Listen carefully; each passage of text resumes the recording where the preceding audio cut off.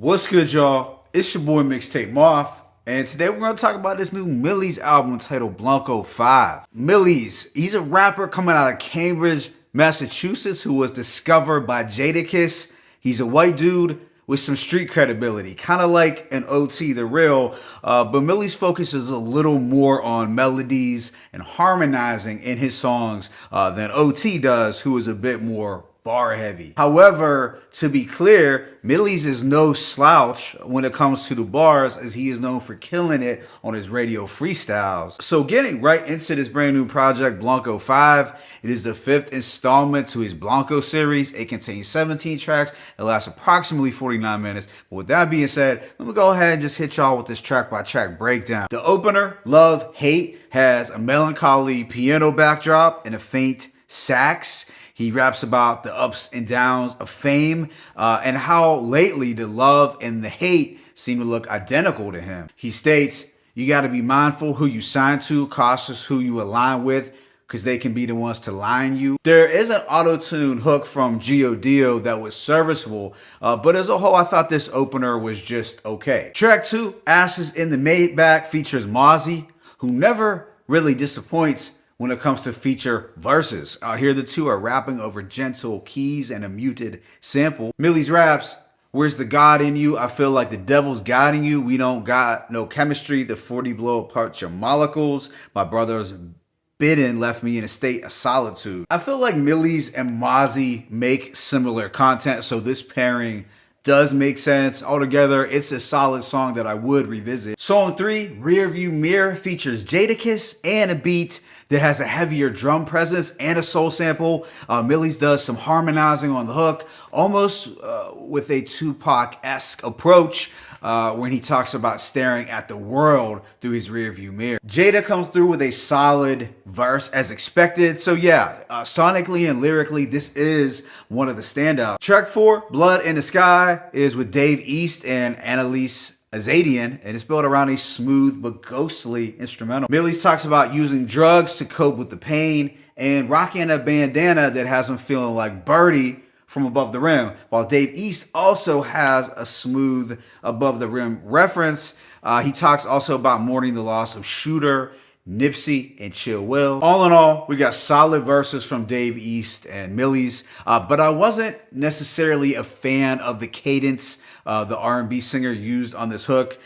Maybe I'm being a bit picky, but I don't love when other singers use a similar inflection either. It's just this style of singing never does it for me. The following song, Excited, has a moody trap beat. It's a serviceable enough instrumental, but there's nothing about this record that really compels me to want to hear it again. Right after is the Ruthless Freestyle, which feels like a leftover from that Millyz and Dave East project, Pablo and Blanco, with its Spanish guitar and plug talk from Millyz. It's another record that I found to be pretty predictable and formulaic, unfortunately. Track 7 is Opt Out with Fabio Foreign. Here the two rap over an eerie drill beat. There's nothing too noteworthy on this one either, but it's not bad. It's just a standard drill track. Immediately after is Spiral, where Millyz talks about how his life seems to be spiraling out of control over this Polo G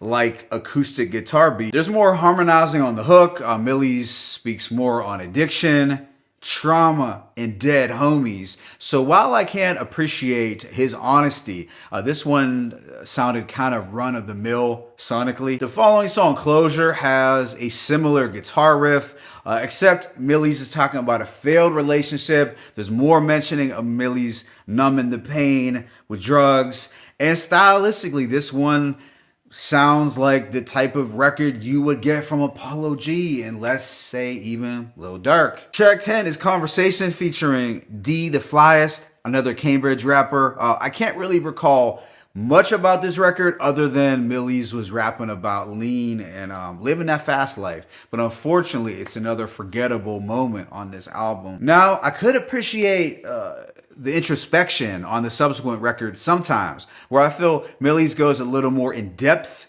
with his personal reflection. There's also some decent wordplay to be found. He talks about being the black sheep of his family and his unwavering loyalty to Jadakiss for being in his corner all this time. Yeah, I suppose I would spin the block back on this track. The next song, Sacred with Styles P, is another solid track from this album. The two rap over a darker, ethereal beat. Styles delivers a dope verse, and the two reflect on meditating on the things that are sacred to them. Track 13, Warzone, has a tense, trap beat, which is cool. There's a lot of shooter talk, but as a whole, I'm unlikely to return to it. Now, song 14, Glory, actually grabbed my attention more. I like the soulful, gospel-inspired production that we're getting here, and Millyz talks about wanting the glory after all the years of leveling up. I can respect this sentiment, and the verse from Detroit's Peasy is pretty decent. Track 15, Breakout, is a posse cut that has some of the best bars on this album. It features OT The Real and some other folks. They all do a pretty dope job of going in over this aggressive and eerie piano beat. But OT The Real and Millyz are the stars of the show. The second to last song is Wake Me Up with Annalisa Azadian. Millyz opens up more about his mental health, suicidal thoughts, and self-medicating. Hopefully this brother can get some help, because he doesn't sound like he's really in a good space on this project. While I didn't necessarily love this track sonically, I could appreciate Millyz's vulnerability. Then the album wraps up with Loaded featuring Dota the Dealer. Millyz raps more about his drug use, how the streets took control of him at an early age, and not going to church. And this is done all over an atmospheric backdrop. Overall, I give this project a rating of 2.5 mics. Out of the 17 songs, there are only about 7 that stood out to me. You know, ones that I would realistically see myself playing again. Look, I know Millyz is a well-respected newer artist whose name has been buzzing as of late, and I like that he is finally getting some shine, and I really hope that the dude does win. That being said, I didn't love this album. I think Millyz is a good rapper, but this album is filled with some cliche themes and production that sounded all too similar at times. I didn't find this project to be nearly as good as Blanco 4. I feel like it was geared more towards the Lil Durk and Polo G type of listener, which I can respect somewhat if that's the direction that Millyz wants to, go into, as I have liked some Lil Durk and some Polo G over the years, but I wouldn't want a steady diet of it. Personally, for my ears, I wouldn't want that. I'm not saying that I expect Millyz to rap over strictly boom bap beats or to bar us to death either. But the emo, trap, and somber piano production kind of wore out its welcome fast on this album, as well as the melodic sing-songy hooks, and I hate to say it, repetitive themes. My favorite tracks include Ashes in the Maybach, Rearview Mirror, Sometimes, Sacred, Glory, and Breakout. Let me know what you thought about this album in the comment section. It's your boy Mixtape Moth. I'm signing out, but be sure to hit that like button and please subscribe. As always, it's peace and blessings. Millyz, Blanco 5-1.